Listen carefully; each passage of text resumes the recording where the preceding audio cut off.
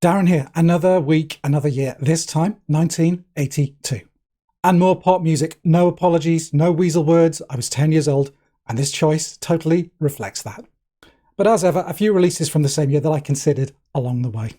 First, the Fall and Hex induction hour, clearly in the running because, if there is such a thing as a single best full LP, then Hex has to be there or thereabouts. I highlighted a few tracks from this on part one of my Fall primer, so feel free to check that out for more on this album. Okay, how do we all feel about The Boss? Well, here's Springsteen's lo-fi outlier, Nebraska, which came out in September of this year. I mean, if his spectre-ish bombast and the big top Americana has always left you a little cold, then the hushed storytelling and Tascam fog of Nebraska might be for you. It's a genuinely wonderful record. In the 80s pop stakes, some biggies this year. A big breakout album for Duran Duran with Rio, leading the second British invasion of the US. And a big breakup album in the quite extraordinary Sulk by the Associates. Glossy, hyper-textured, manic, overwhelming. And the last album to feature Billy Mackenzie and Alan Rankin together as a creative duo. There will be lots of word pairings, two word descriptors this time out, the first being new pop. I mentioned this in the video for 1981, but those two words do an awful lot of heavy lifting, encompassing everything from out-and-out synth pop acts to new romantics, right up to, post-punk bands paddling in the shallower, clearer waters of chart pop. And in the US especially, I believe, a lot of these acts, alongside other sundry new wave bands, attracted the, on reflection, rather cruel label of haircut bands. Think Kajagoogoo, The Human League, Wang Chung, and, of course, A Flock of Seagulls. But my choice for this year had them all beat. 1982 was their year, and they had more haircuts than everyone else put together. Quick change here. Time to get into character. Yes, this is Haircut 100 and their debut album, Pelican West. And just to put into context how big a year Haircut 100 had, a top 10 single in late 1981 and 3 more this year. Here's a little pop culture detour and another two-worder, that's Lookin'. Lookin' should be familiar to British kids of the 80s. It was a weekly preteen magazine billed as the Junior TV Times. A frothy little paper focused on ITV kids programs, cartoon shows, and of course, the pop stars of the day. Vivid recollections of buying this one and poring over the included lyrics to Love Plus One, riding high in the charts at the time and hitting number 3 in March of 1982. But a true sign of their ascendancy to the pop big leagues came with this issue from later that summer, where the haircuts were big enough to warrant their very own comic strip.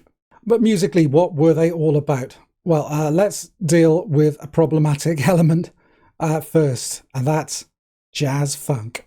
A bit overplayed for me, maybe. Those two words tend to summon images of some kind of slap bass, level 42 circle of hell. And honestly, some horns, some sax, some Latin percussion, they're all here, no question. But mixed with a kind of naive awkwardness that, while smooth, steers clear of full-on jazz club bullshit. I think fellow YouTube guy and channel subscriber Harris Pilton used the phrase Chic-pop in my last video for this kind of stuff. I often see it called sophisti-pop too, and I think that works really well for Haircut 100.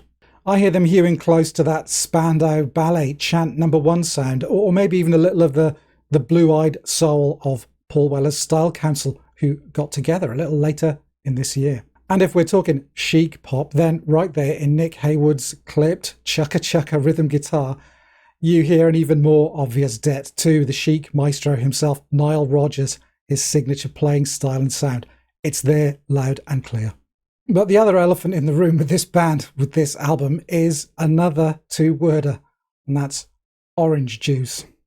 More devotees of chic, disco, Motown soul, but blending them with the artful minimalism of the Velvet Underground, and in the process giving birth to the sound of young Scotland. And in my eyes, the very, very first jangly indie band of the post-punk decade.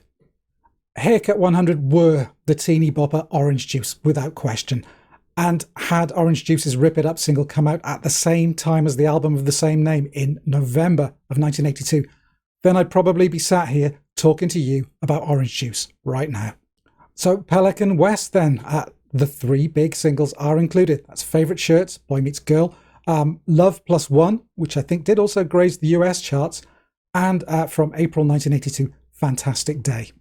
Most modern CDs or reissues will also include August's standalone single, that's Nobody's Fool, the last great single of the Nick Hayward era, who left before the end of the year crushed by the pressures of pop stardom and label expectations. So what else here is worthy of your time and attention?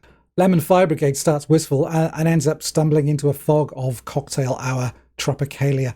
I find this one oddly endearing. Milk Film, Snow Girl, Surprise Me Again are all pretty little jangly numbers, lighter on the funk and clear signs of the melancholic 60s influenced pop Nick Hayward would indulge in during his patchy but not without its pleasures solo career.